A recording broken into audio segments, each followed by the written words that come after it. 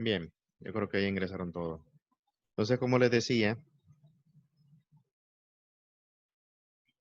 hay que ir cambiando lo que es ese paradigma, pero obviamente también la responsabilidad recae pues en uno como docente,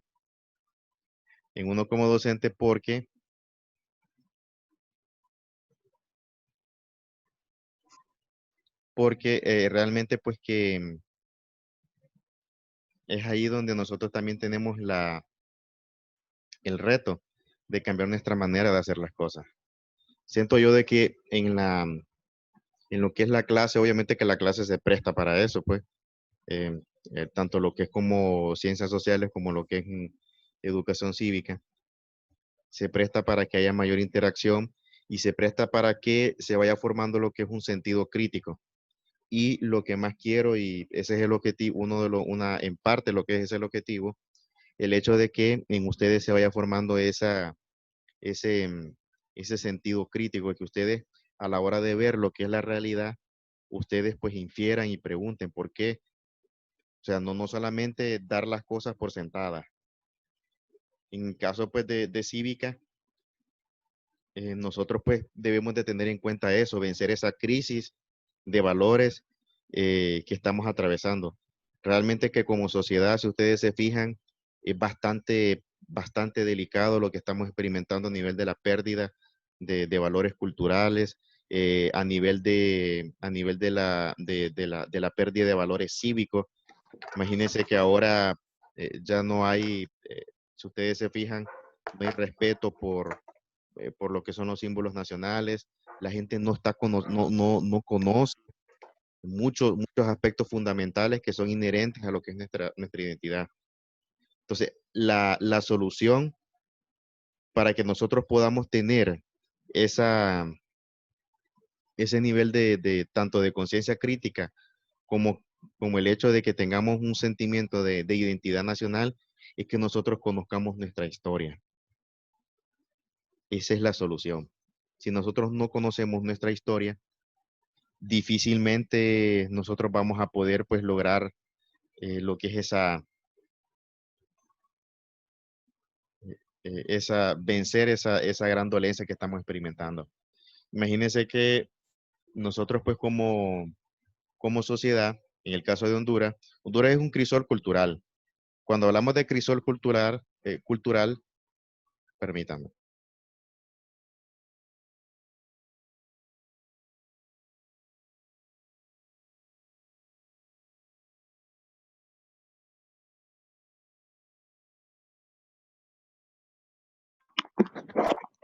Hola, profe. Fíjese que por accidente me metí a otro link en la otra clase en la que dieron antes. Y entonces apenas como que estaban terminando, yo me pude meter, que me di cuenta que nadie estaba de mis compañeros ahí, ni usted salí, porque decía algo como Matamoros, un profesor con el apellido Matamoros. Bien, pero no importa, no se preocupe. Deme el nombre suyo, hijo, para anotarlo. ¿Cómo se llama? Magdis, Andrea, Juliet. Magdis. Bueno, ya le paso asistencia ya. Entonces, les decía yo de la situación que estamos experimentando en relación con lo que es nuestra cultura, la degradación de lo que es nuestra cultura. En, por ejemplo, les decía que Honduras es un crisol cultural. Un crisol cultural es por decirlo así,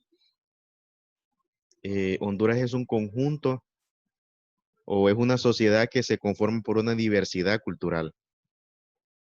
Y entendemos como diferentes culturas cada uno de los grupos étnicos que hay en Honduras. Los lencas, los tolupanes, los misquitos, los pech, los tahuacas, todos los grupos étnicos de Honduras, cada uno representa pues sus propias manifestaciones culturales. Por eso se dice que Honduras es un crisol cultural. Y también por eso se dice que Honduras no es una cultura homogénea, sino que nosotros tenemos una sociedad pluricultural. Cuando nosotros decimos de que es una cultura homogénea, estamos errando. Estamos errando en el sentido de que estamos diciendo de que hay una sola cultura, que o sea, que hay un solo esquema tanto de tradiciones y no, no es así. Lamentablemente en nuestro sistema educativo nacional todavía existe esa dolencia donde eh, ha hecho bastante, ha hecho falta donde se motive aún más lo que es nuestros valores nacionales. Y una de las formas de lograr tener mayor sentido de identidad nacional es eso, joven. Yo siento de que por ahí debemos de ir empezando el hecho de sentirnos orgullosos como nación, a pesar de los problemas que hay, pues porque igual tampoco es todo color de rosa. O sea, nosotros somos conscientes de la cantidad de problemas que tenemos a nivel económico, a nivel social, que eso lo vamos a ir viendo también. El hecho de que Honduras está experimentando muchos niveles alarmantes en relación a lo que es el aumento de lo que es la pobreza. Ya prácticamente, pues ustedes bien saben cómo ha venido sucediendo lo que son los procesos de privatizaciones, pues con lo que es la implementación del modelo neoliberal. Eso se va a ir viendo más adelante en la clase de social. Entonces, todas esas cosas, de una u otra manera, han generado muchos efectos. Y hablar de todas esas problemáticas, pues, es bastante amplio, no solamente es atribuible a un solo factor, son muchos los factores. Y son factores que son históricos, son factores que los venimos arrastrando de siglos. Entonces, realmente, pues que incluso que vienen siendo derivados desde el proceso de colonización. Entonces, como país estamos teniendo o estamos experimentando lo que son esas dolencias. Y yo siento, jóvenes, que nuestro papel, ustedes como estudiantes, creo de que en la medida que si nos involucramos más con lo que es la esencia del país, con lo que es su historia, con lo que es su cultura, con lo que es sus valores cívicos, creo de que las cosas se pueden cambiar. Muchas cosas que son de gran problemática tienen soluciones sencillas. Y una de las cosas es que nosotros empecemos a tener un mayor nivel de conciencia. Conciencia. Y para lograr tener conciencia, en primer lugar, hay que leer, hay que empaparse de lo que es información. En el caso, pues, de nuestro pasado, en el caso de lo que nos distingue como nación, que nos representa como nación. Entonces, ahí debemos de ir, pues, viendo eso. Es un reto bastante grande. Es un reto, ustedes están comenzando, pues, están apenas en séptimo grado. Sin embargo, creo de que, pues, de alguna manera se tiene que empezar, de alguna manera. Eh, y miren, es penoso a veces, cuando a veces entrevistan a jóvenes y les preguntan cosas tan sencillas y a veces no saben. La vez pasada vi un programa donde le estaban preguntando en un desfile a un estudiante y le preguntaban que cuántos colores tenía la bandera nacional, que si tenía 3 o 4 colores, y él respondió que 3. Entonces, imagínense que cositas como esas, jóvenes, nosotros por eso, para evitar esas situaciones, pues nosotros por eso debemos de ir conociendo. Esos son nuestros emblemas, esos son son prácticamente pues la esencia por la que nos definimos como país. Pues bien, continuando en lo que estábamos tratando, estábamos analizando lo que es la función del Estado. Entonces, como les decía, el Poder Ejecutivo, pues, es la función que tiene, lo que es la administración. Hay secretaría, hay entidades y hay muchas instituciones que son las que se encargan de velar, pues, por el funcionamiento de ellos. Hay una cuestión, jóvenes, que uno debe de ver, y es el hecho de que todas estas organizaciones le otorgan a Honduras lo que es un carácter de institucionalidad. La institucionalidad, en primer lugar, se genera cuando existe lo que son cada una de estas entidades que están cumpliendo con sus roles. Pero ¿qué pasa cuando cada una de estas entidades no está cumpliendo con sus roles? Es ahí donde viene y donde cuando dice, como dice el dicho, donde la mula bota Genaro, es ahí donde se comienzan a ver los problemas. Imagínense que en el caso de la función original del Estado, un ejemplo, vaya, el acceso a la la educación pública. ¿Ustedes creen que el Estado está cumpliendo a cabalidad con esa responsabilidad de garantizar el acceso a la educación? Vamos a ver, necesito que me den una opinión, qué es lo que piensan de eso.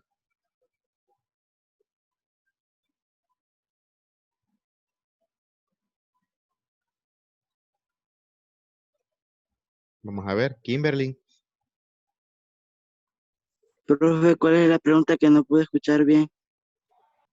La pregunta es, vamos a ver, para ponérselas más, viendo lo que está pasando actualmente hoy en día, ¿ustedes creen que el Estado está cumpliendo su responsabilidad en relación con lo que es la educación pública? Es decir, que si está eh, cumpliendo bien su papel de garantizando el acceso a la educación, de teniendo mejores condiciones. Porque acuérdense, en el caso de nosotros, ustedes pues están en el sistema privado, eso es aparte. Pero igual, no estamos exentos de analizar todo, pues. Esa es la pregunta.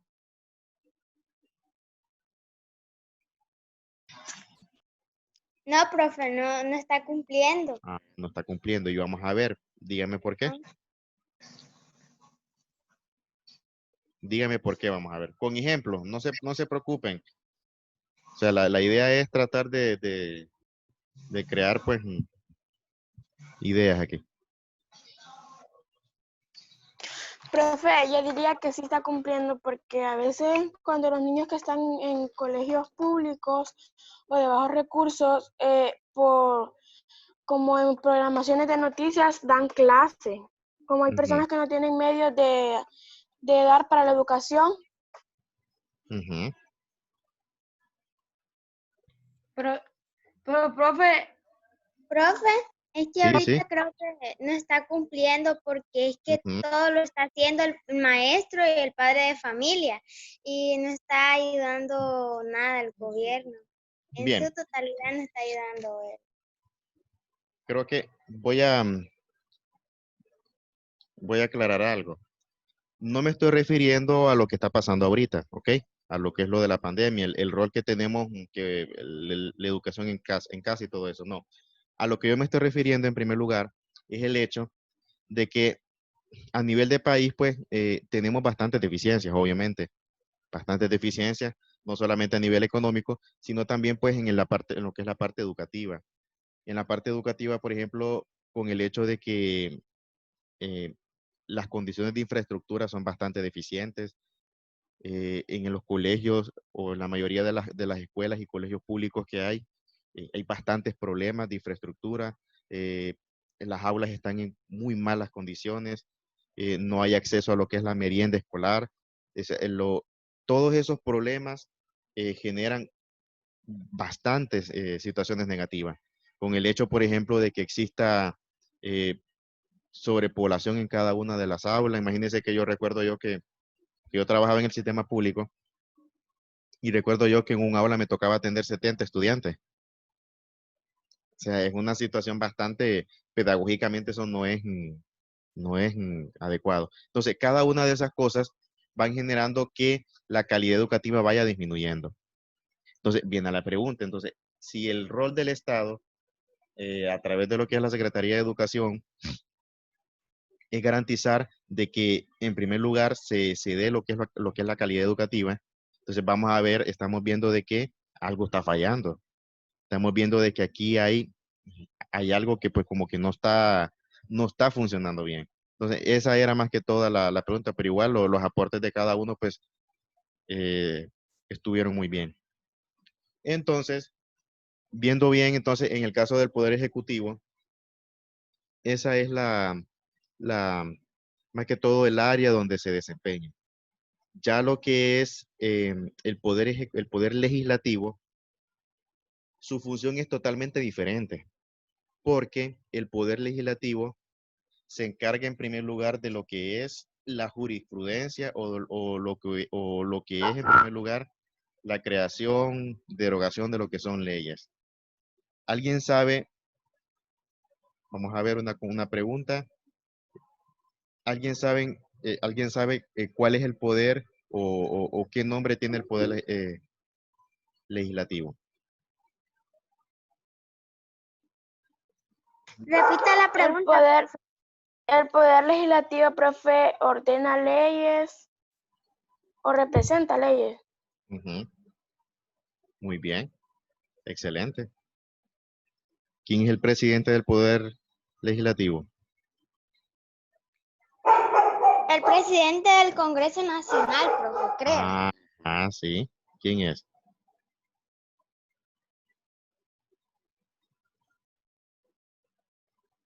Vamos a ver.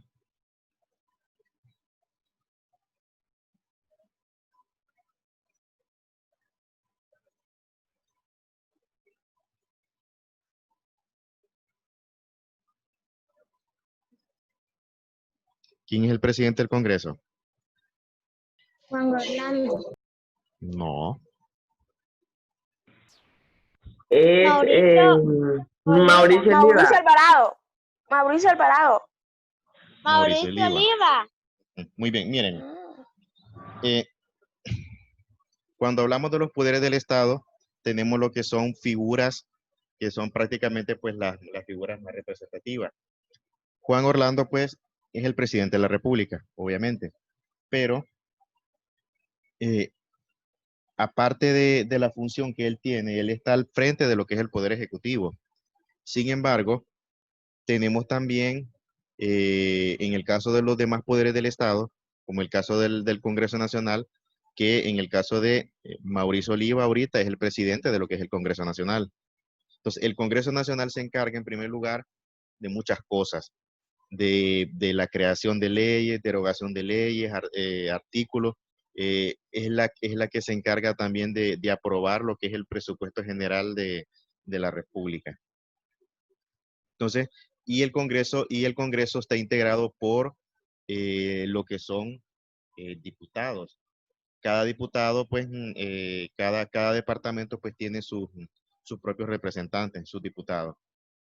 Entonces, ahora, ustedes saben cuál es el ente o la institución que cuando hay, por ejemplo, elecciones, es el que se encarga de coordinar todo eso, lo que es la parte de las elecciones.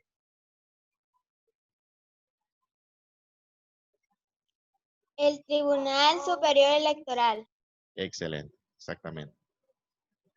Es la entidad que se encarga. Entonces, vamos viendo poco a poco, pues, cada una de las funciones de lo que son cada una de estas entidades. Y pues, por último, tenemos lo que es el Poder Judicial. El Poder Judicial. ¿Qué saben del Poder Judicial, chicos? Es encargado de administrar la justicia. Muy bien. De administrar lo que es la justicia. Ujú. Se encarga prácticamente de lo que es la aplicación de lo que es la justicia. Entonces, aquí, ya de síntesis, estamos viendo de que prácticamente eso es lo que es la esencia del Estado. Sin embargo, obviamente que aquí solamente hemos visto lo que es la parte, lo que son las ramas del poder público a nivel de gobierno. También tenemos lo que es el territorio y también tenemos lo que es la población. que somos nosotros. Entonces, esos tres elementos básicos constituyen en esencia lo que es el Estado. Ahora viene la otra cuestión, y es aquí donde ya vamos a ir entrando y en materia. ¿Cómo surge el Estado? Ustedes deben de entender que, en primer lugar, el surgimiento del Estado no es que el Estado ha estado así como lo conocemos desde siempre. No, ha habido un proceso histórico que gradualmente pues ha venido pues ya ha permitido de que se vaya configurando como lo que tenemos hoy en día.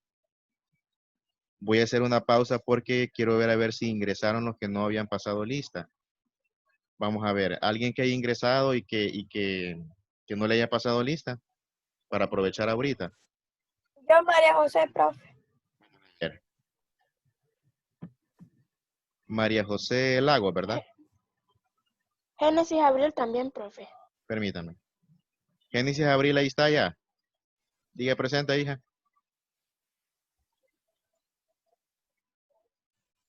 Ah, sí. Ahí está. Tiene problemas con el audio, me imagino. No se le escucha. Bien. Profe, Ali Luna. y Luna, Luna vamos. siempre pone la contraseña de la clase, pero a saber si es ella. No, profe, soy Luis. Pero, bueno. Luna no está entonces. No, no está Luna. Bien, entonces, bueno. ¿Y Gladys Esperanza? ¿Ya ingresó? No. Alison todavía no, entonces, ¿verdad? Ni Luna, ni lo que es Michelle, ni Yarexi. No. Me falta, bueno, Carlos Eduardo, Denis Iván, Douglas y Gustavo, Mario Francisco, Ronnie y Sein. ¿De lo que mencioné están?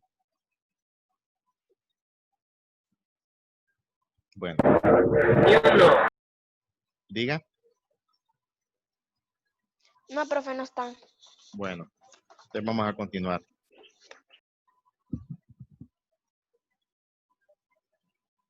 Entonces,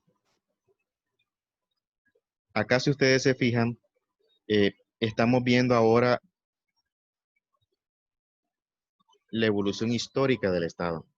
Miren, nosotros tal y como conocemos lo que es el Estado de Honduras, o lo que es el Estado, perdón, a nivel conceptual, el mismo, para empezar, ha tenido un proceso de desarrollo histórico. Nos vamos a remontar prácticamente lo que es la primera forma de Estado, que fue la absolutista. Se caracterizó durante los siglos XVI y XVII por la concentración absoluta en el ejercicio del poder por parte de lo que es el monarca. Bien, aquí vamos a hacer una pausa en esta parte. Si ustedes se fijan, durante ese tiempo, las sociedades se caracterizaban porque, en primer lugar, estaban regidas por lo que son este tipo de regímenes. Más que todo, cuando hablamos de absolutismo, estamos hablando de un sistema político denominado monarquía. ¿Qué saben ustedes de la monarquía?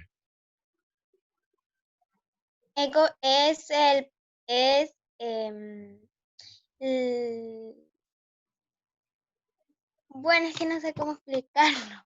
No, vamos a ver. No se preocupe, hija, con sus propias palabras. La idea es que Es que la monarquía es el poder, vamos a decir así, que es gobernado por reyes. bueno, ahí lo explicó bien, muy bien. Entonces, cuando estamos hablando de lo que es un sistema absolutista se está refiriéndose a eso.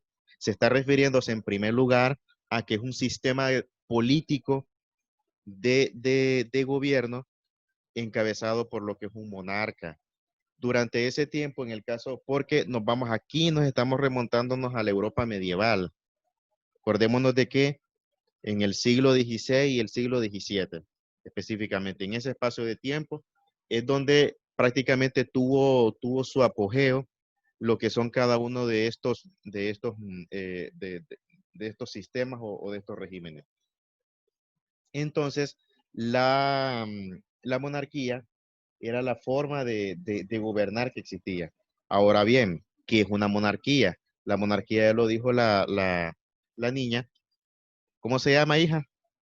La que participa ahorita. Stephanie. Stephanie, ya lo dijo Stephanie, que es donde aparece lo que es la figura de un rey o de un monarca. Cuando hablamos, si ustedes se fijan, la palabra absolutista es de absoluto. ¿Qué significa eso? Significa de que él es el rey es el que tiene la última palabra. Es la persona omnipotente e incluso durante ese tiempo los reyes llegaban a un punto a decir de que ellos eran prácticamente enviados de Dios, que ellos tenían divinidad. Entonces, creo de que ahí pues nosotros debemos de ir entendiendo y comprendiendo cómo era. Entonces, como sistema político, eso era lo que tenía Europa. Eso era lo que tenía Europa y prácticamente, pues, acordémonos de que un sistema así, pues, es totalmente contrario a lo que son las libertades.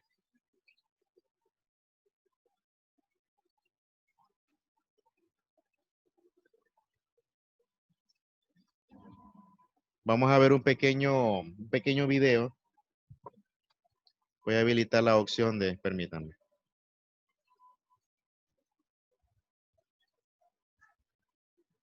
Compartir sonido.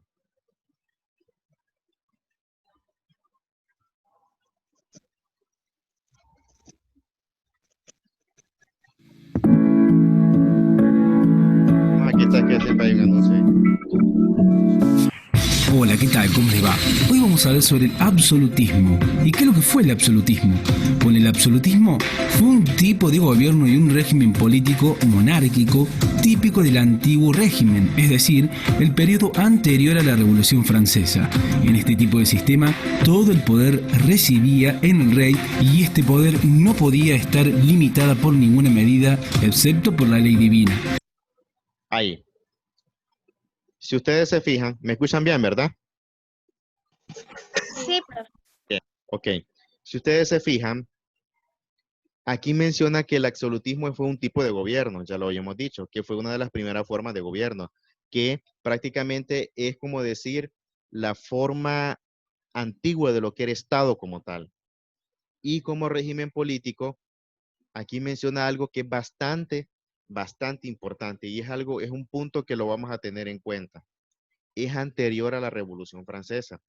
Más adelante vamos a ver qué papel tuvo la Revolución Francesa en el antes y el después para determinar lo que son las bases de lo que es el Estado moderno que nosotros tenemos actualmente. Ahora bien, nosotros debemos de entender de que durante el tiempo que estaba, por ejemplo, el absolutismo en Europa, que esta como forma o sea, como la forma antigua del Estado, en primer lugar, había unas situaciones bastante complicadas. Y es el hecho de que eran los excesos que tenían los gobernantes. El hecho de que los gobernantes prácticamente ellos, como tenían concentrado todo su poder, no lo hacían en beneficio de la población. Ellos vivían en la riqueza y en la opulencia, mientras alrededor la población, la gente común, vivía en la pobreza, padecía de hambre. Entonces, muchas de esas cosas comenzaron a complicarse y la gente común comenzó a decir, pero ¿y por qué nosotros estamos aguantando a esta gente? Ya es tiempo, ya es tiempo de cambiar las cosas. Y fue una causa pues que donde la gente se comienza a levantar, comienza a surgir también el descontento. Ya la gente ya estaba cansada de los abusos de los reyes y de los monarcas. Vamos a ver, Lilian. Me está levantando la mano. Lilian Flores. Estaba sacando un anuncio que se miraba ahí, profe. Ah, ok. Dele. Ya se quitó, ¿verdad? Bien, entonces, esa fue una de las situaciones. Miren lo que dice acá. En este sistema todo el poder residía en el rey y este poder no podía estar limitado por ninguna medida. ¿Qué de entender esto? Esto de entender de que como el rey era la persona que tenía la última palabra, no había ley o no había nada en la tierra que estuviera por encima de lo que él decía, excepto por la ley divina. Se decía de que el rey, Ajá. se decía de que el rey tenía linaje divino. Esto que de entender, le daban el rey, lo presentaban a la población como una persona que era descendiente de Dios. O sea, cuando decimos de que tenía linaje divino, está dando a entender de que es una persona santa, que es una persona que está por encima de todo. Entonces, la gente, ustedes saben de que durante la Edad Media había bastante analfabetismo, había falta de educación. La gente al ver estas cosas, la gente lo creía como verdad y por eso le rendían tributo al rey. Por eso al rey lo presentaban como lo máximo, como que si fuera la mayor bendición que podían tener. Sin embargo, la gente no sabía, porque la gente, pues obviamente, pues debido a la ignorancia, la falta de educación en ese tiempo, eh, generaba de que las personas pues no tuvieran una visión más real de las cosas.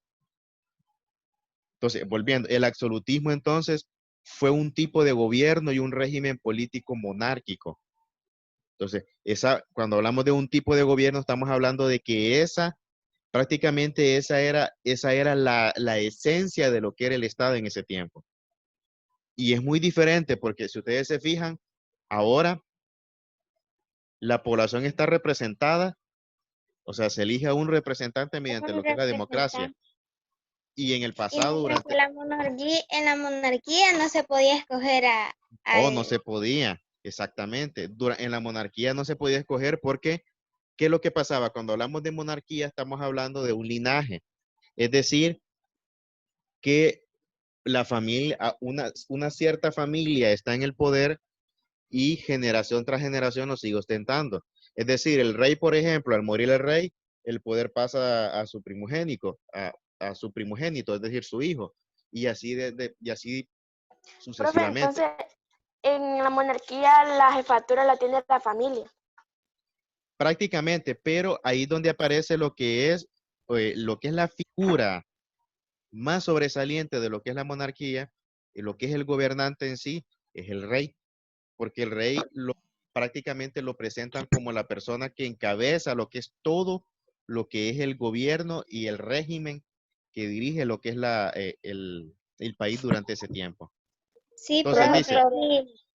pero, Y ¿ah? profe, antes pero también, sí, pero fíjese que los descendientes del rey pueden asesinar al rey para heredar más rápido.